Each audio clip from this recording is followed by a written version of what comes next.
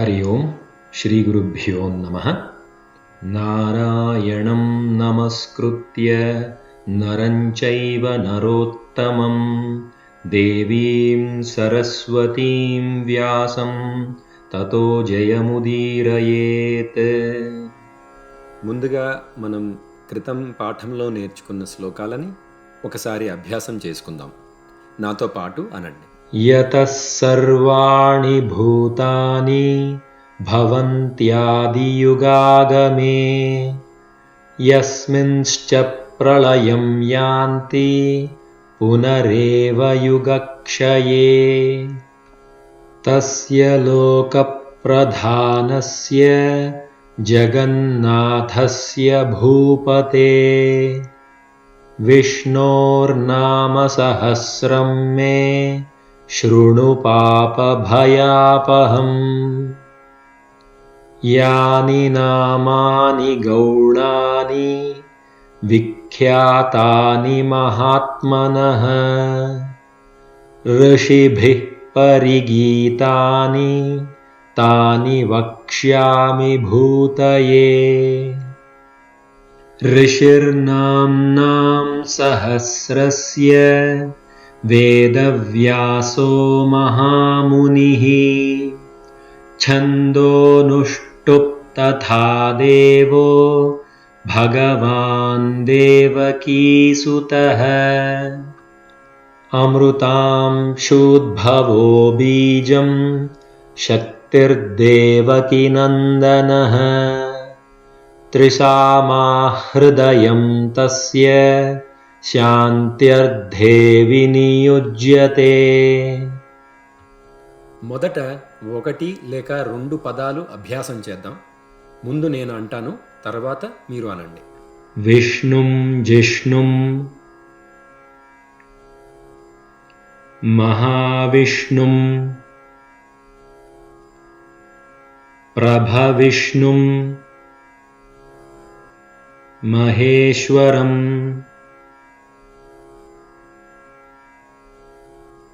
అనేకరూపదైత్యాంతం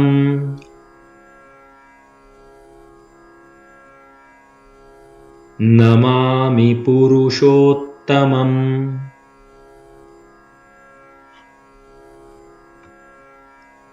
అస్య శ్రీ విష్ణోర్దివ్య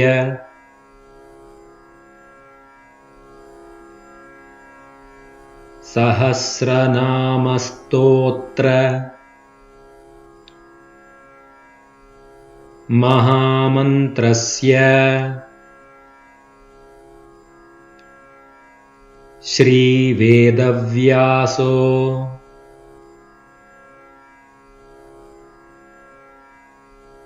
భగవాన్ ఋషిః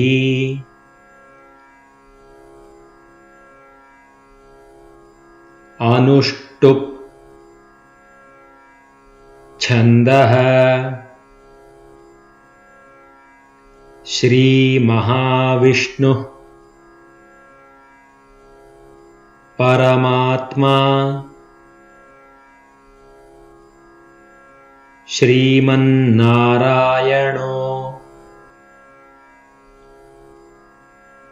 దేవతా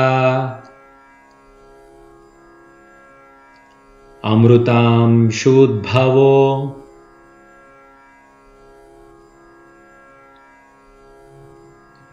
భానురుతిబీజం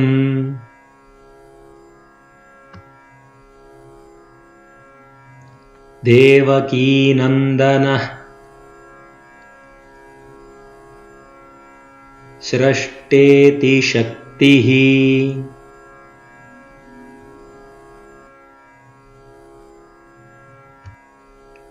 ఉద్భవః క్షోభణో దేవ ఇతి పరమో మంత్రః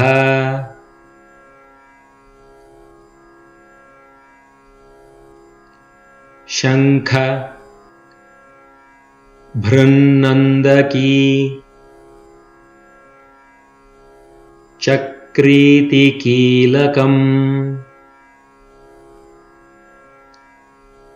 शार्ङ्गधन्वा गदाधर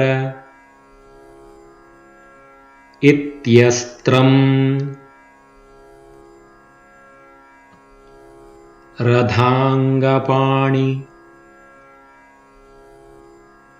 रक्षोभ्य इति नेत्रम्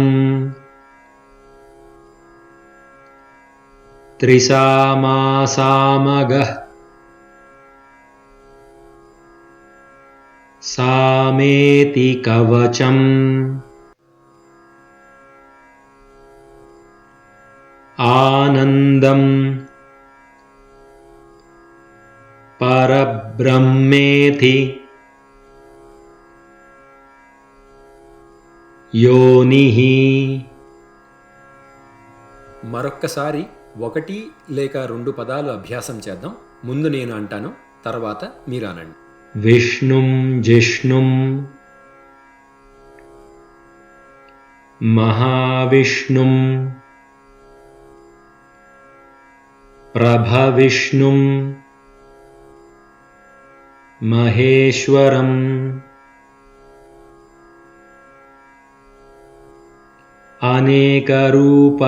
అనేకరూపదైత్యాంతం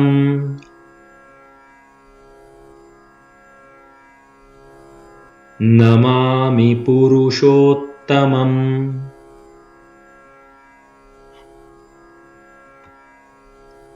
అస్య శ్రీ విష్ణోర్దివ్య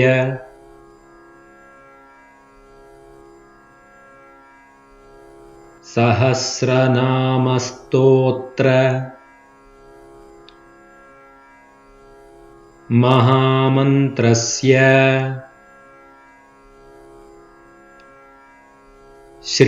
శ్రీవేదవ్యాసో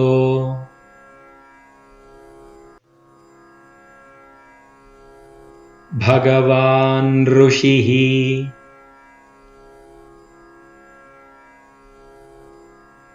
అనుష్టుప్ ఛందః శ్రీమహావిష్ణుః పరమాత్మా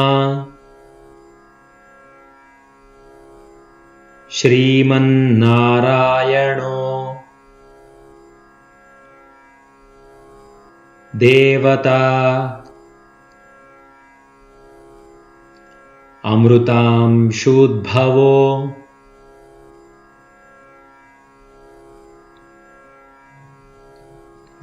భానురుతిబీజం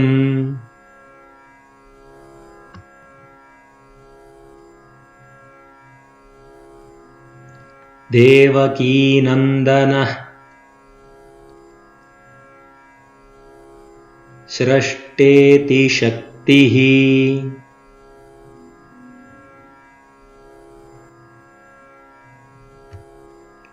ఉద్భవః క్షోభణో దేవ ఇతి పరమో మంత్రః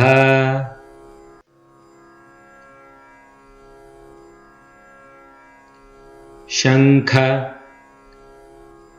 భృన్నందకీ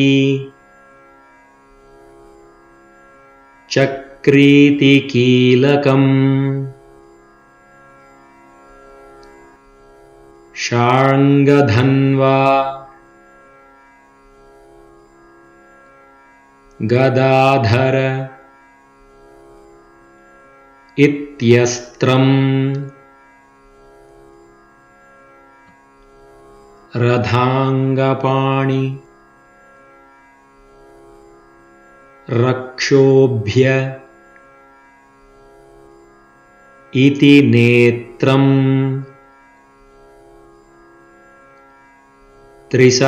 త్రిసామాసామగః సామేతి కవచం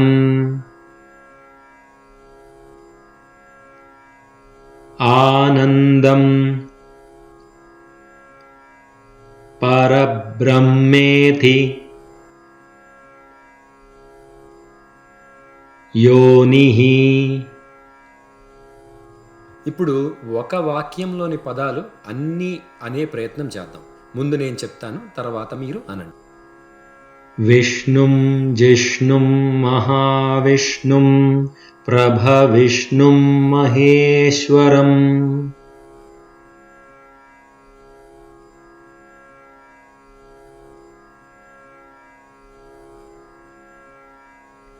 అనేకరూపदैत्यान्तं నమామి పురుషోత్తమం.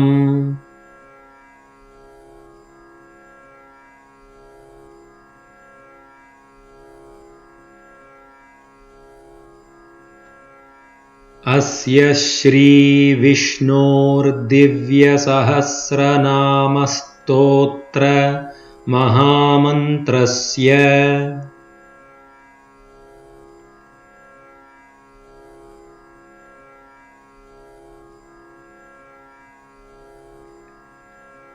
श्रीवेदव्यासो भगवान् ऋषिः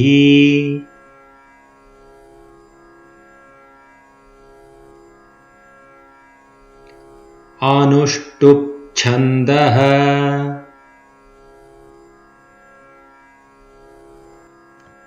श्रीमहाविष्णुः परमात्मा श्रीमन्नारायणो देवता.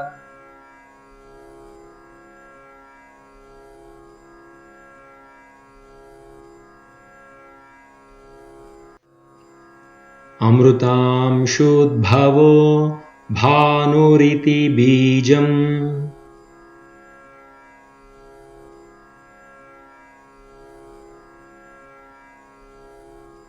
देवकीनन्दनः सृष्टेति शक्तिः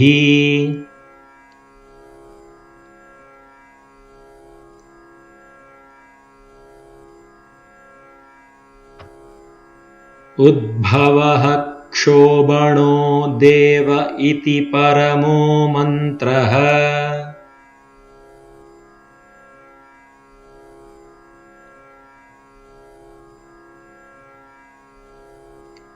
शङ्खभृन्नन्दकी चक्रीति कीलकम्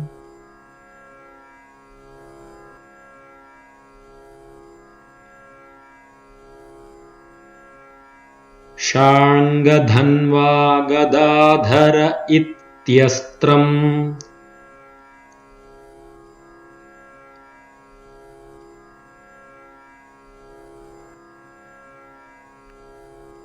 रथाङ्गपाणिरक्षोभ्य इति नेत्रम्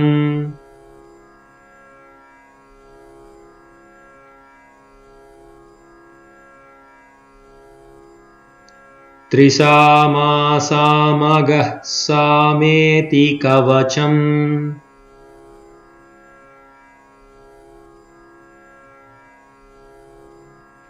आनन्दं परब्रह्मेति योनिः.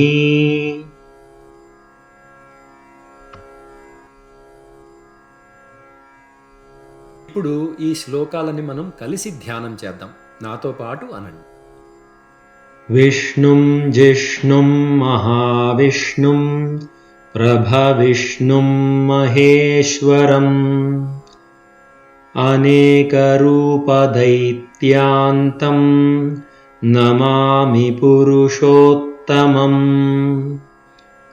अस्य श्रीविष्णोर्दिव्यसहस्रनामस्तोत्र महामन्त्रस्य श्रीवेदव्यासो भगवान् ऋषिः अनुष्टुप् छन्दः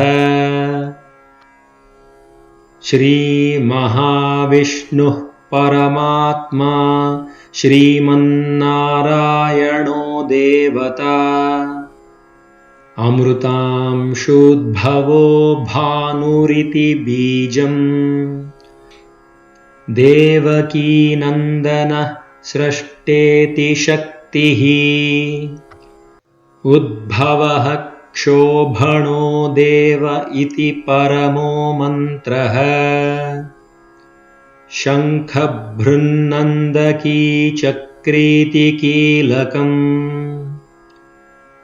शार्ङ्गधन्वागदाधर इत्यस्त्रम् रथाङ्गपाणिरक्षोभ्य इति नेत्रम् त्रिसामासामगः सामेति कवचम् ఆనందం పరబ్రహ్మేతి యోనిః. ఇంతటితో ఈ యొక్క పాఠం ఇక్కడ ముగిద్దాము. మళ్ళీ తరువాత పాఠంలో కలుద్దాం. సర్వం శ్రీకృష్ణార్పణమస్తు.